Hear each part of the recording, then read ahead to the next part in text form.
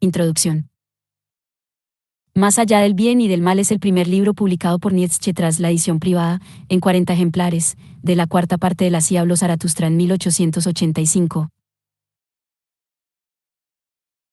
En Más allá del bien y del mal Nietzsche pasa revista a temas que, ciertamente, no eran desconocidos en sus obras anteriores. Más aún, comparando los simples índices de humano, demasiado humano, y de más allá del bien y del mal se advierte que son casi idénticos. Sin embargo, el modo de verlos es distinto. La mirada, ilustrada, de la época anterior a Así habló Zaratustra ha sufrido ahora un cambio, el que procede de haber contemplado la figura del superhombre. El espíritu libre, concepto capital en toda la filosofía de Nietzsche, es el lazo que une aquella primera época con esta otra posterior al Zaratustra. Más ahora ese espíritu libre no es el mero libre pensador, sino un espíritu que está más allá del bien y del mal. Y ese estar más allá del bien y del mal deja sentir su influencia sobre todos y cada uno de los temas tratados. Comienza el libro con una crítica de los prejuicios de los filósofos. La voluntad de verdad, aparentemente desinteresada y contemplativa, queda desenmascarada como voluntad de poder. Lo que nos mueve a risa en los filósofos es su falta de honestidad, dice Nietzsche, pues llaman la verdad a lo que no constituye más que su fe, a la cual ellos le han añadido, con posterioridad, unas razones justificadoras. Los filósofos son meros abogados de su creencia y, por tanto, gentes dispuestas a utilizar cualquier ardid con tal de que tal convicción salga triunfante. La contraposición entre el mundo real y el aparente, la creencia en el atomismo, sobre todo en el atomismo anímico, la creencia en el instinto de autoconservación como instinto capital de lo viviente, la creencia en los conocimientos inmediatos, en el sujeto, en la voluntad libre, son temas analizados en esta primera sección, cuya cima se encuentra sin duda en el aforismo 19. El espíritu libre se estudia en la sección segunda, y su comparación con el espíritu libre, anterior a Así habló Zaratustra, muestra con claridad que la repetición del tema es una repetición desde una perspectiva muy distinta. La defensa de la verdad a toda costa, tan ensalzada en aquella primera época, queda aquí sometida a burla. Y la importante distinción entre una época premoral, una segunda moral y otra tercera extramoral de la humanidad, véase aforismo 32, servirá a Nietzsche para ulteriores planteamientos. También la sección tercera es una repetición, humano, demasiado humano, tiene, en efecto, una sección titulada La vida religiosa. El descubrimiento de la rebelión de los esclavos en la moral es posiblemente la fórmula que más se ha divulgado. Pero hay otros análisis que revelan una extremada penetración psicológica, así, por ejemplo, los de las distintas clases de pasión por Dios, aforismo 50, los de las relaciones entre filosofía moderna y religión, aforismo 54, los de los distintos tipos de crueldad religiosa, aforismo 55, y los de la incredulidad, aforismo 58. La sección cuarta, titulada Sentencias e interludios, es una vuelta al aforismo breve y punzante, de larga tradición en Nietzsche. Y la quinta, asimismo una repetición, para la historia natural de la moral, es aquí el título, para la historia de los sentimientos morales, lo era en humano, demasiado humano, señala las tareas de una nueva, ciencia de la moral, a la que Nietzsche dedicará el libro siguiente a este, la genealogía de la moral.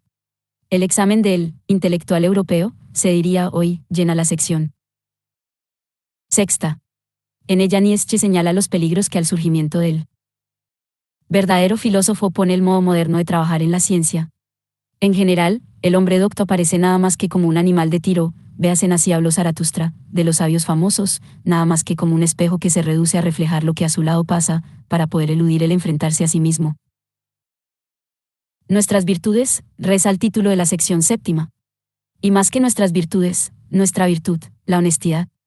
En esta sección encontramos, de manera imprevista, un largo tratado, aforismos 231 a 233, sobre la mujer, donde Nietzsche expone una serie de pensamientos que ridiculizan ante todo la emancipación femenina. Falsamente entendida. Para un hombre profundo y ateo, una mujer sin piedad resulta algo completamente repugnante o ridículo. La sección octava es una de las más cercanas a la época en que fue escrita y constituye una crítica implacable de la política de aquel tiempo y, ante todo, del Reich. La irónica conversación de dos viejos patriotas sobre Bismarck, aforismo 241, así como los aforismos dedicados a los judíos, 250 a 251, y los referentes a Francia, Inglaterra, Rusia, contienen, por un lado, análisis retrospectivos y, por otro, profecías que, leídas ahora, asombran por su agudeza.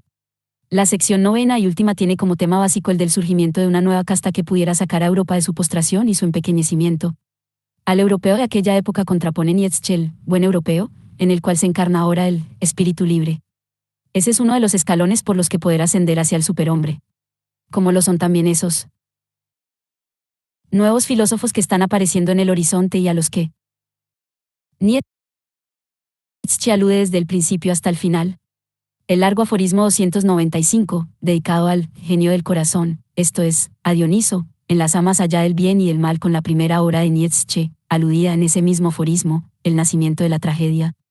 Pero mientras que en esta obra Dioniso era ante todo un símbolo estético, ahora se presenta como un dios filósofo, como un dios del conocimiento que otorga su saber a sus discípulos, enriqueciéndolos y llenándolos de tesoros.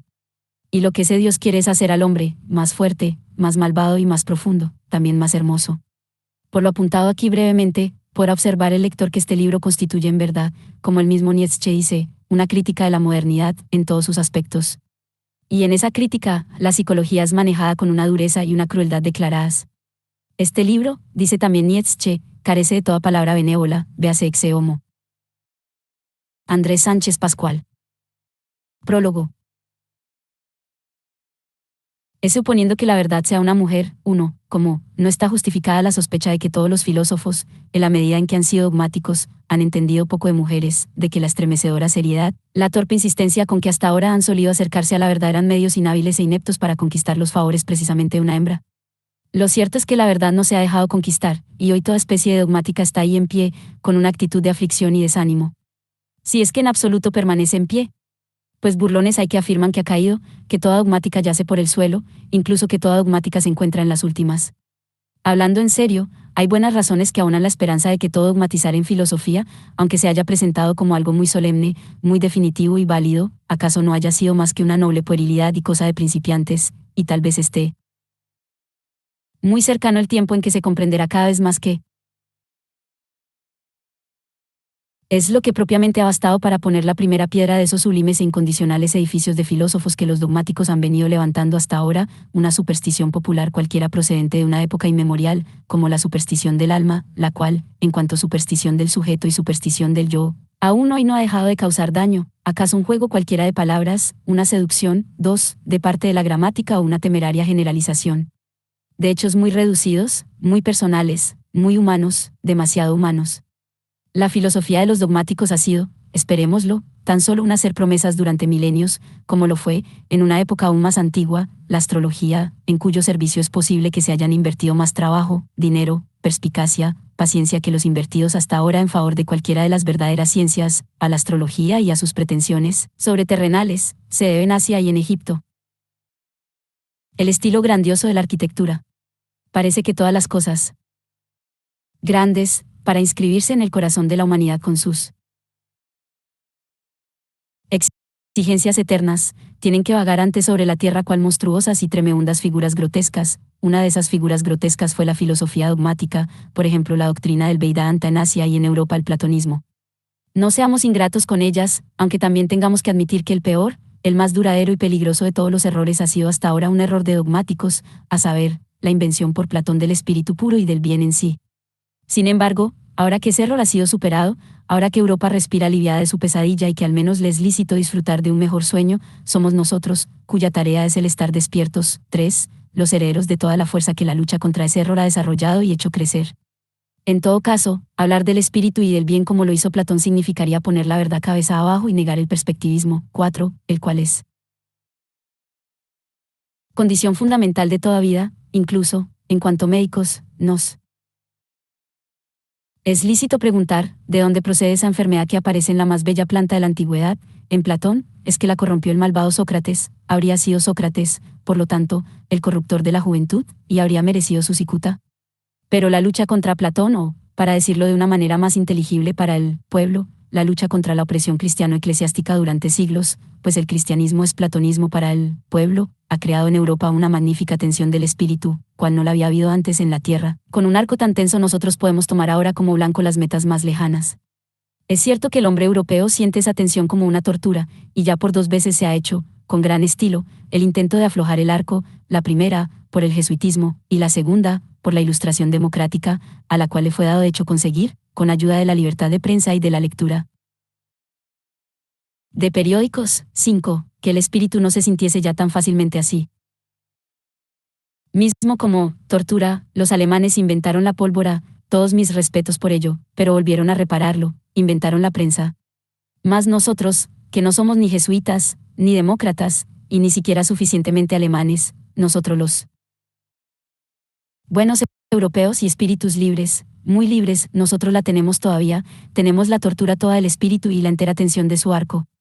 Y acaso también la flecha, la tarea y, quién sabe, incluso el blanco. Sils María, Alta Engadina, en junio de 1885. Sección primera.